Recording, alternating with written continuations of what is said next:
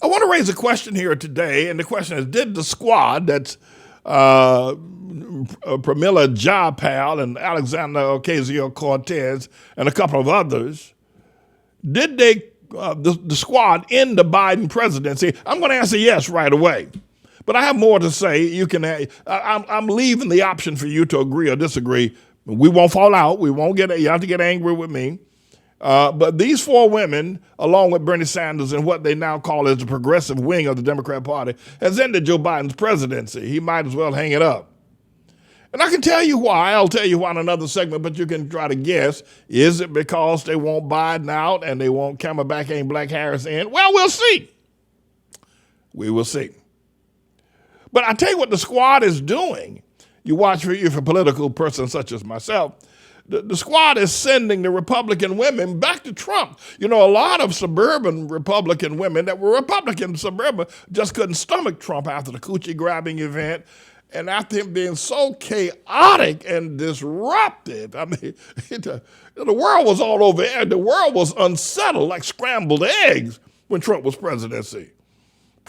And a lot of women just couldn't deal with that. Women, in the event you don't know, like stability. They like to know that tomorrow is assured. You know, they want protection. They want to feel secure. Trump is none of that. So they left him and went over to the Democrat Party and held their nose and voted for Joe Biden. But the squad is sending all those women back to the Republican Party, if not back all the way to Trump. You know, the event there in Virginia where Trump just won vicariously through Glenn Youngkin over Terry McAuliffe. Those women, it was the suburban women, especially those in Loudoun County and those down in Richmond and those down on Virginia Beach. It's, you know, heavily, if you will, sort of a liberal Democratic stronghold of Virginia. They're the one who gave that victory to Glenn Youngkin because of what the squad women are turning what have been college educated Republican women, they're turning them off, and you can understand why. So that's how McAuliffe lost this past yesterday.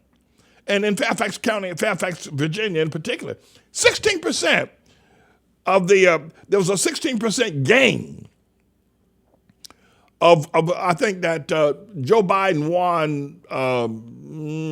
won the Loudoun County by 25 percentage points, right? And in the 2020 election.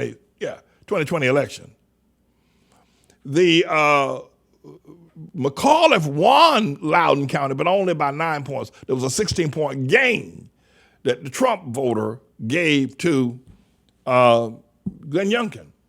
And the numbers show that Hamites, that's black people to y'all, African Americans to some of y'all, that they didn't vote in Tuesday's November 3rd race. And the question was, why? Why didn't they vote? But they didn't. They didn't come out. They didn't come out to vote for Terry McAuliffe.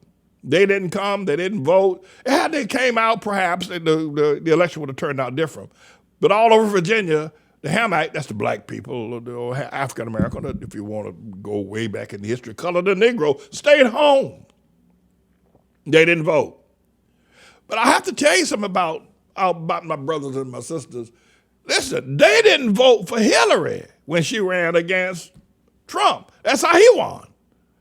You know, the African-American people, you got to understand their psyche. You got to understand something about the slave ship. You got to understand something.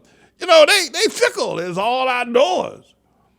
If the African-American, they're Hamites now, if they had voted for Hillary Clinton when she ran against Donald Trump, Trump would have never been president. But they didn't vote for him. And of course, you know they didn't vote for her when she ran against the long-legged Mac Daddy Obama. You know they stayed home they voted for Obama instead. But they didn't vote. They won't come out to vote if they, And I think the reason why, they didn't vote they voted for Biden, not because they wanted to elect Biden.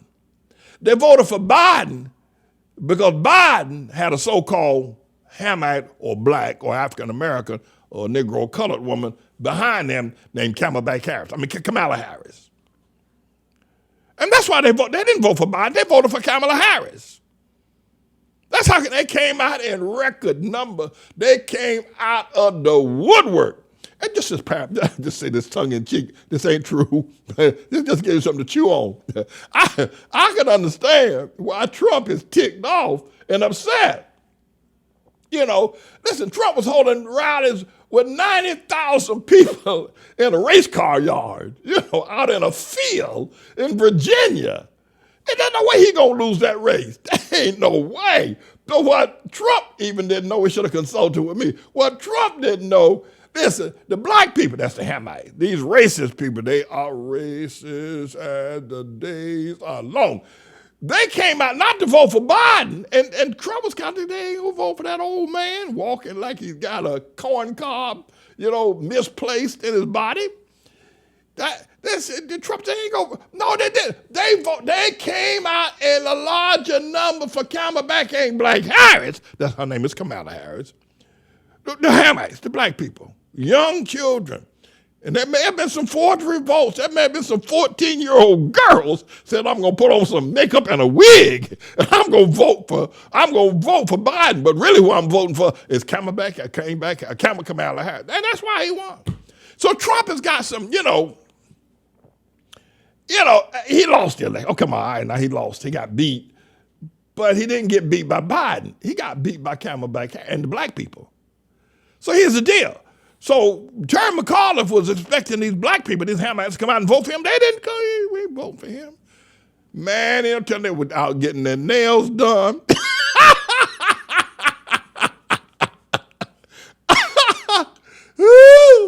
The Hamite men were in the gym. Now they can go.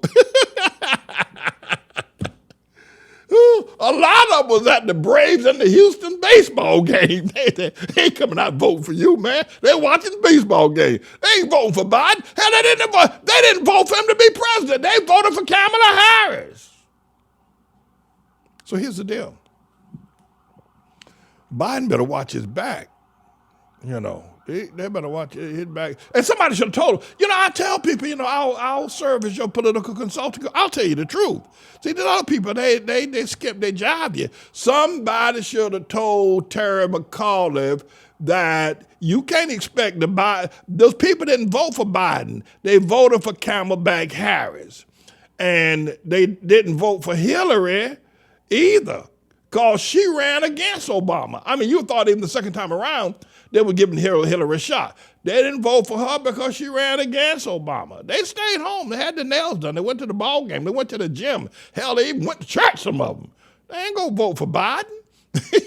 And they ain't going to vote for none of these other Democrats. But they like that girl. But the black people are the most racist people you ever want to see. I don't say that because I want to be mean-spirited or ugly or anything like that. But who do you know that talks about race more than black people? So if we take racism out of the context of somehow or another being malevolent or somehow being evil, or being sordid, or being,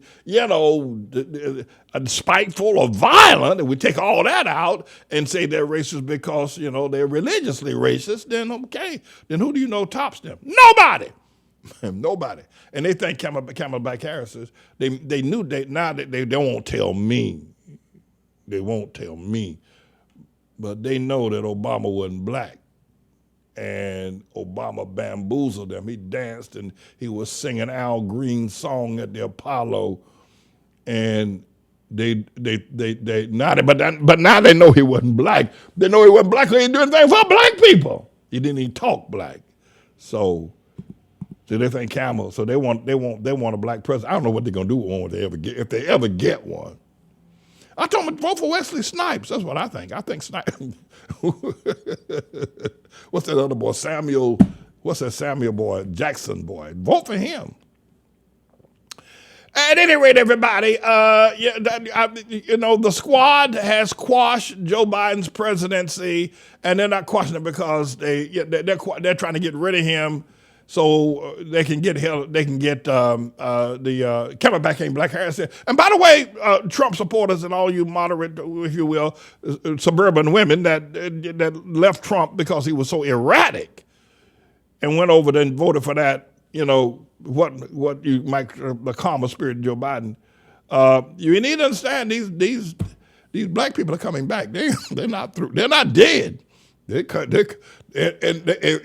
they're coming back, if Camelback Harris vote runs in 2024, it is on.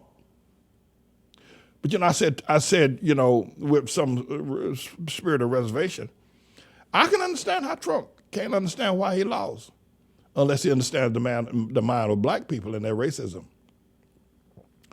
Dumb people came out. Grandma came out. Grandma ain't never voted. 100 years old. She's watching Miss Jane Pittman. Miss Jane Pittman. Grandma ain't voting. She ain't voting for none of these people. But grandma said, but when she heard that Camelback ain't Black Harris, Lord have mercy, the lines were from Atlanta to Macon, Georgia. I'm telling you, they were all the way from Oakland all the way down to San Diego. Black people lined up to vote because Camelback Harris going to be our president. At any rate, everybody, sorry about that, Trump. Somebody should have told you. Somebody should have told you. You should have asked me. I'm James David Manning, everybody. I'm the Lord servant. And God let me hear the Honorable James David Manning on the radio. And he was at 135th and 5th Avenue preaching there. And when the drug guys said, you can't preach here, you're on our territory, we're going to kill you. He said, no, God told me to come here and preach, and I'm going to preach. And somebody called the captain, and he came and said, take your church and your people and go back. Take your people and go back to your church. We don't want no bloodshed. He said, there will be no bloodshed. God told me to come here and preach, and I'm going to preach. I said, oh, God, that's my man. I called my sister, come and hear this man. Come hear this man. She said, who is that? I said, I don't know. But in my heart, I knew he knew the truth. So I thank and praise God for being in this house.